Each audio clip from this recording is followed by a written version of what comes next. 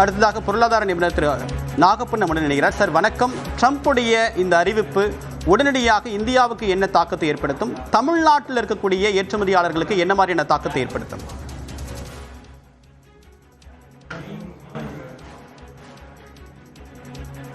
Sir, நீங்க இணைப்பு இருக்கீங்க. தமிழ்நாட்டில் இருக்கக்கூடிய ஏற்றுமதியாளர்களுக்கு இது என்ன மாதிரியான தாக்கத்தை ஏற்படுத்தும்?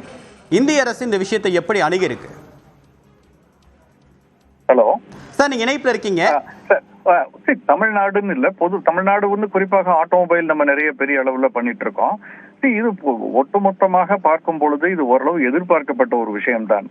ஸோ அதனால இது வந்து ஒரு பெரிய நேற்று மாலை நினைக்கிறேன் அவர் பேசும் பொழுது ஒரு 5 நாட்கள் பயணமாக ஸ்காட்லாந்து வந்துட்டு திரும்பும் பொழுது ஏர்போர்ட்ஸ் ஒன்ல அவர் கொடுத்த பேட்டியில சொல்லியிருக்காரு. ஆல்ரெடி 20% 25% இந்தியா நமக்கு கொடுக்க வேண்டியிருக்கும், இந்தியா என்னுடைய நண்பர்கள், ஆனால் நான் வந்து இது கொடுக்கணும், ஏன்னா நிறைய டாக்ஸ் போடுறாங்க எங்களுடைய பொருட்களுக்குன்னு. நான் இதை எப்படி பாக்குறேன்னா, இது வந்து ஃபைனல் கிடையாது, இன்னும் 2 நாட்கள் இருக்கு. ஆகஸ்ட் 1ஆம் தேதி தான் இதுக்கு ஆன டெட்லைன். ஜூலை 9 சொன்னதை கூட எக்ஸ்டெண்ட் பண்ணி தான் இருந்தாங்க.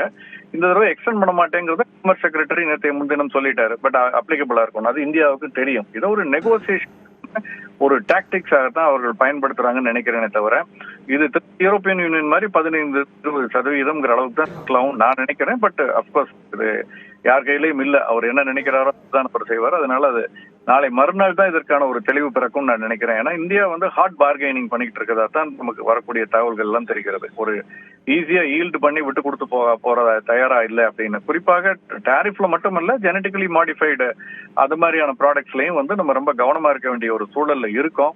ஸோ அதுதான் இப்ப இருக்கு. ஸோ நிச்சயமா இது வந்து இன்னொரு விதத்துல பாத்தீங்கன்னா வந்து பாதிப்பு நீங்க கேட்டீங்க எப்படின்னு, இது வந்து கடந்த ஒரு வாரங்களாகவே நிறைய பேர் வந்து உற்பத்தியை குறைத்துக் கொள்வதும் அல்லது ஏற்றுமதியை தள்ளி போடுவதுமாக தான் இருக்காங்க. ஏப்ரல் ஜூன் 3 மாதம் பாத்தீங்கன்னா பிஎம்ஐ என்று சொல்லக்கூடிய பர்ச்சேசிங் மேனேஜர்ஸ் இண்டெக்ஸா இருக்கட்டும், ஐஐபி தகவல் பாத்தீங்கன்னா IMF வந்து நம்முடைய growth ரேட்டை இப்ப அதிகரிச்சிருக்காங்க 6.4. சொல்லக்கூடியது ஃப்ரண்ட் எண்டிங் ஆஃப் பர்ச்சேசஸ் சொல்றாங்க. அமெரிக்கால ஏப்ரல் முதல் ஜூன் மாதத்துல அடுத்த பல மாதங்களுக்கு தேவையான பொருட்களை முன்கூட்டியே வாங்கிட்டதா சொல்லியிருக்காங்க. அதனாலதான் வந்து அந்த ஒரு வளர்ச்சிங்கிறது கொஞ்சம் பெட்டரா இருக்கும் எதிர்பார்த்ததை விடன்னு. ஸோ அதனால வந்து அடுத்த ஓரிரு மாதங்கள் இந்த கன்ஃபியூஷன் இருக்கும்.